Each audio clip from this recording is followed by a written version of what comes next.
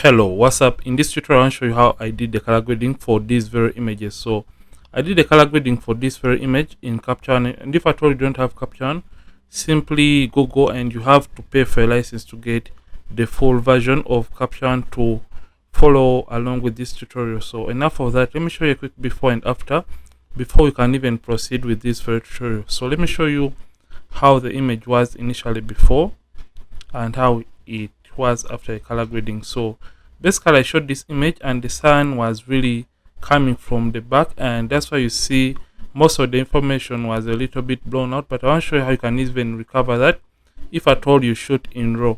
So basically this is my Capture One interface, and I'm just going to come and I reset the settings on this very image and I turn off the before and after slider. So I'm in Capture One 21, and if at all you want your Capture One to look like mine right now, you can simply come to window and you come down to workspace and you come to migration, and you'll have your interface looking like mine right now. But if at all you're missing any adjustment as we are going on with this tutorial, simply come and right click on this option and come to add tool. So you have to click anywhere along this other window on the right hand side. You come to add tool and you add whichever tool you're missing in your Capture One.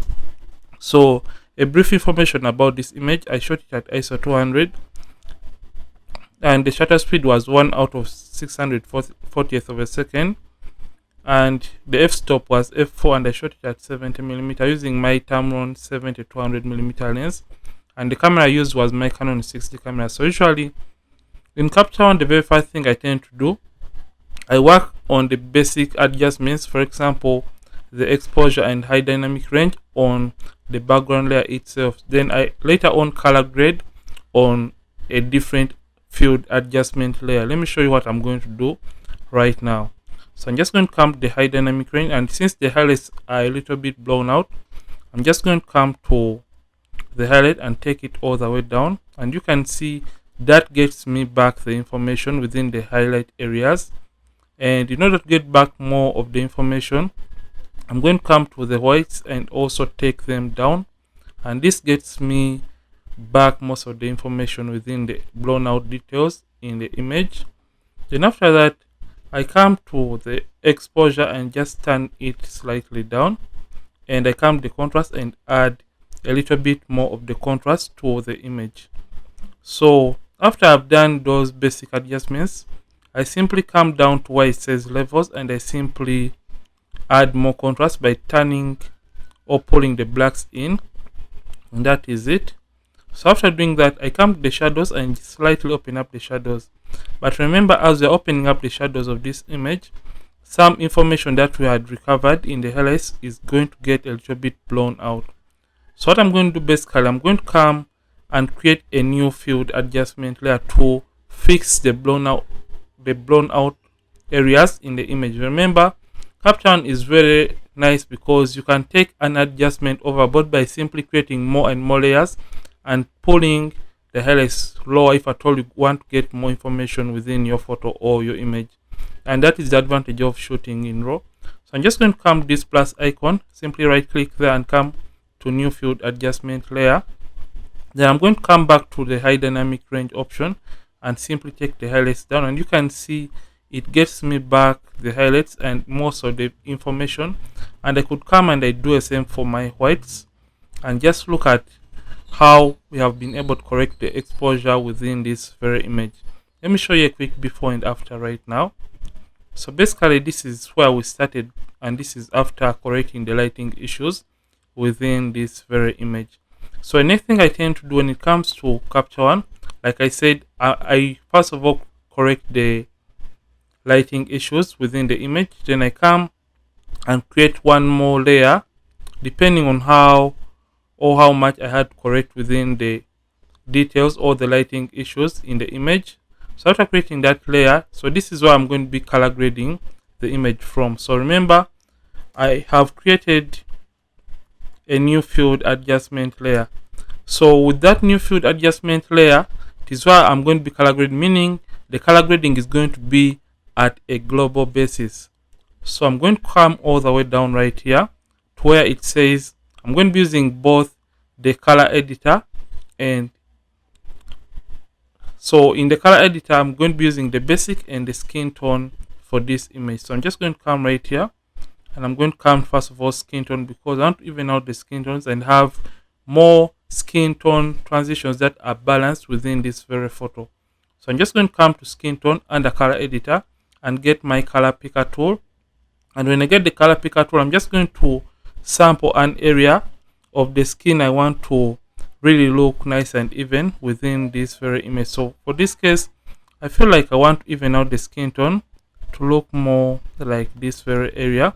And as soon as I left click on that area, it samples for me the colors that fall within the range of that selection. But as you can see, I don't want to alter or change more of the dress right now. So in this case, I'm just going to come to view selected color range, and as soon as I turn that on, it is going to show me the range in which the rest of the colors fall in this photo. You can see the rest of the colors that don't fall within the selected color range of the skin tone are going to be black and white. So with that, I'm just going to come to this option and simply take out more of the pink color or the magentas, so that this dress is not affected to a larger extent. So that looks okay.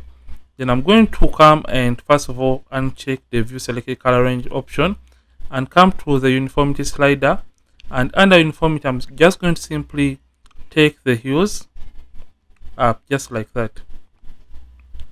So I'm just going to take it up, and I'm also going to come and take up the saturation so that I can have a more richer skin tone for my subjects right here. And after doing that, you can see the skin is now looking very nice and even, but it has really made most of the skin look a little bit more of the green. So I'm just going to come to where it says amount, and under amount you can either add greens to the image by taking this up, and the opposite of green is magenta. So when you take it towards the left hand side, it is going to add more magentas within the image. So just want to add a slight bit of magentas within the skin tone just like that. So this is what we have right now, and right now we can look at the image and it looks okay, but this is not all.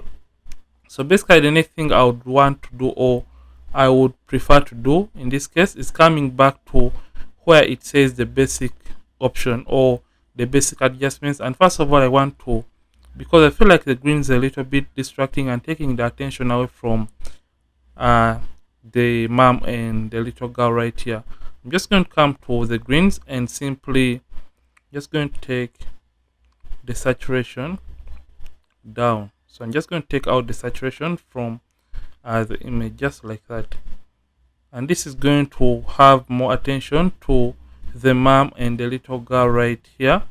And after doing that, I'm just going to come to where it says hue, and I'm going to take the greens towards the aqua slightly and take the lightness down just like that.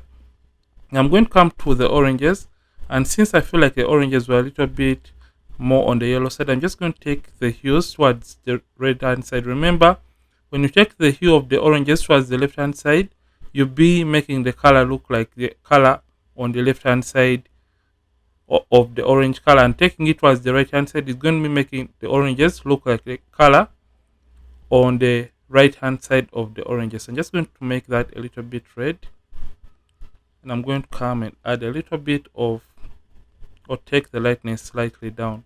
So I'm just going to come to the blues, and I'm going to, since I want to have more information in the blue sky right here, I could come and take up the saturation of the blues and simply take down the lightness, and that is going to make these areas pop a little bit more and slightly match with the rest of the image. So basically this is it for today's tutorial, and you can see the before and after for the color grading. That's the before, and this is the after. And when you feel like the color grading is a little bit taken overboard, you can simply come to the opacity and you can simply take it down.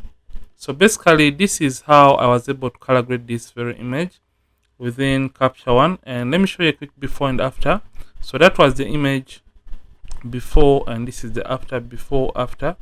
And when you feel like you want to eliminate the color grading from some areas, you can simply get your eraser tool and simply paint over the areas from which you don't want to apply the color grading. So basically that is it for today's tutorial. And if at all you love this, don't forget to like this video and don't forget to subscribe this channel. If at all you were watching and you're not subscribed yet to this channel, Ronix from Ronix Photography, thank you for watching and see you in yet more amazing tutorials. And don't forget to keep practicing and also keep creating.